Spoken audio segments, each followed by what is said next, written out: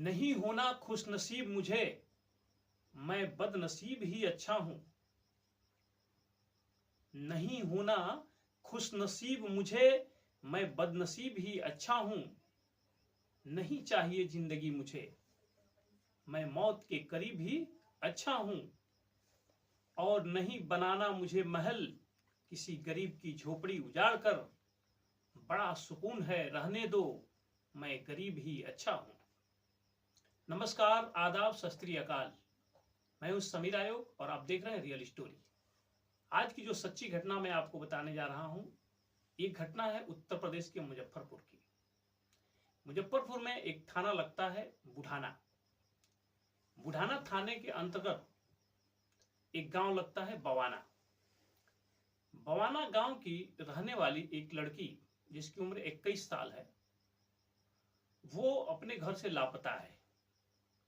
उसके पिता बुढ़ाना थाने में 23 जनवरी 2025 को गुमशुदगी की रिपोर्ट लिखाने जाते हैं और बताते हैं कि मेरी बेटी 20 तारीख से ही गायब है। पुलिस ये बात सुनकर कुछ आनाकानी करते हैं, लेकिन जब वो पूरी कहानी बताता है तो पुलिस को भरोसा करना पड़ता है कि ये सच कह रहा है और उसकी एफआईआर दर्ज की जाती है और फिर उसकी जांच शुरू की जाती है। दोस्तों, ये घटना में हम आगे बढ़ें इससे पहले मेरी एक रिक्वेस्ट है कि आप अगर चैनल पे नए हो तो चैनल को सब्सक्राइब करें और वीडियो अच्छा लगे तो लाइक करें, कुछ कमेंट में अपनी राय भी दें।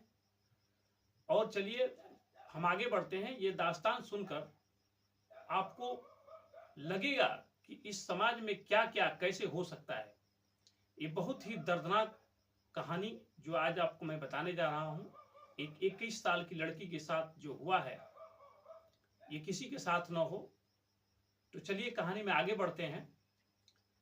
कहानी जब ये थाना में रिपोर्ट लिखा जाती है तो पुलिस जो इसकी जांच पड़ताल जब शुरू करती है तो पूछताछ में पता चलता है कि एक मेरठ का रहने वाला आशीष कुमार, जो कि इस लड़की का जीजा है, वो इसके साथ जो है बातचीत किया करता था, आता जाता था घर पे भी। उसके साथ कुछ ऐसे संबंध थे उसके जो हमेशा वो संपर्क में रहते थे। जब घर वालों ने ये बात बताई तो पुलिस जो है मेरठ से आशीष कुमार को गिरफ्तार करती है। जब आशीष कुमार से गिरफ्तार करती है तो पुलिस जब उससे पूछताछ करने लगती है तो आशीष रोने लगता है। वो बताता है कि दरअसल वो मेरी साली है, मेरी पत्नी की बहन है, मैं उसको बहुत मानता था, मैं उसके घर आता जाता था और बहुत ही अच्छा रिलेशन था हमारा उसके साथ। हम उसको क्यों मारेंगे?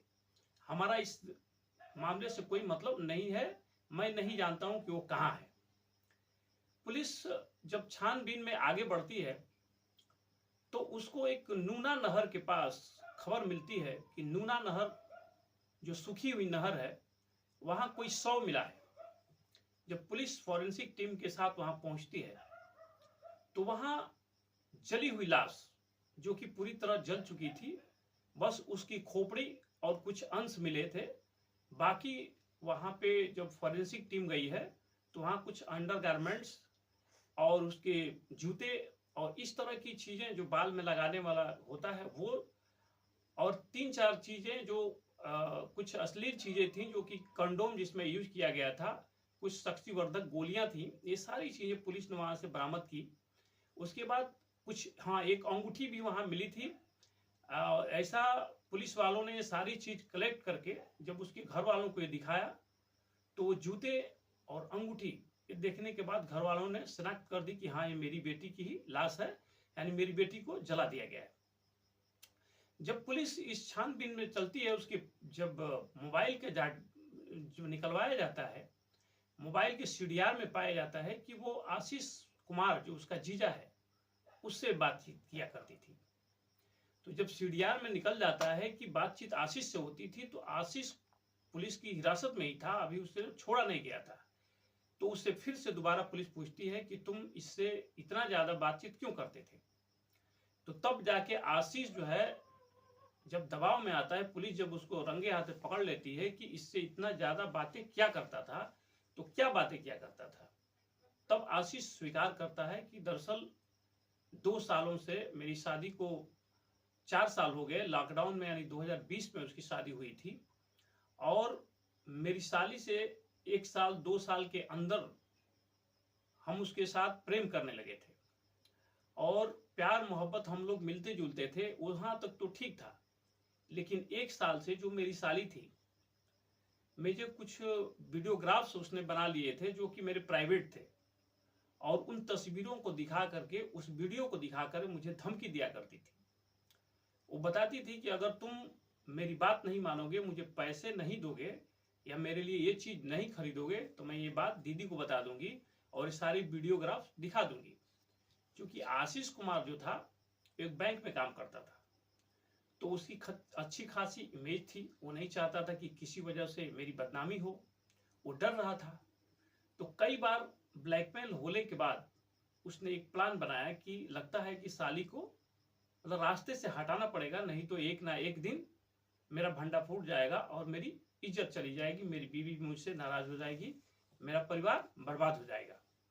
तब वो प्लान करता है और अपने दोस्त से बात करता है, अपने दोस्त से बात करता है और कहता है कि मैं एक मेरी साली है और मैं चाहता हूं कि उसको अपने रास्ते से हटाना है, यानी उसकी हत्या करनी है। इस मामले में उसका एक दोस्त साथ देता है जिसका नाम शुभम होता है। शुभम और एक दोस्त उसका होता है, मेरठ का ही दोस्त होता है। ये तीनों, दीपक, जो शुभम का दोस्त होता है दीपक, ये तीनों मिलते हैं। आशीष दोनों से बात बताता है कि ऐसा ऐसा करना है और इसके बदले मैं तुम्हें 30,000 रुपए दूंगा। आशीष 30,000 रुपए पे शुभम और दीपक को हायर करता है अपनी साली को मारने के लिए, और अपने ही बैंक से कुछ पर्सनल लोन लेता है 40,000 रुपए का, जिसमें 10,000 रुपए इनको एडवांस देता है इन दोनों को, और कहता है कि मेरी साली का जब काम तमाम कर दोगे उसके बाद तुम्हें 20,000 रुपए और दे दूंगा। ऐसा ही प्लान होता है। और आशीष जो है अपनी साली को मिलने के बहाने घर से बुलाता है और तीनों जो है वहां से निकल जाते हैं। उधर नूना नहर की तरफ, जहाँ की जंगल की तरफ झाड़ियां हैं बहुत सारा, कोई भी उधर आता जाता नहीं है, जंगल की तरह है, उधर इसको ले जाते हैं। उसके साथ गैंग रेप करते हैं। रेप करने के बाद उसका जो है शव, उसका गला दबाकर मार देने के बाद उसके शव को जला दिया जाता है। क्योंकि वहां कोई भी सबूत नहीं मिलता है कि वो लड़की वही थी। लेकिन ये जो छोटी छोटी चीजें, उसके जूते और कुछ अंगूठी, ये सब चीजें मिली हैं, इसी से फॉरेंसिक जांच के द्वारा ये पाया गया है कि वो लड़की वही थी। और ये आशीष ने भी अपना जुर्म कबूल कर लिया है। तीनों आरोपी पुलिस ने गिरफ्तार कर लिया है। अब कानून जो इसको सजा देगा वो देगा ही, लेकिन समाज में इस तरह के भी लोग हैं, इसलिए आप लोग सजग रहें, सावधान रहें, अपनों का भी ख्याल रखें, ताकि कोई इस तरह की कोई गलती होने से बच जाए और अपनों को आप लोग देखें। सत्य में जयते।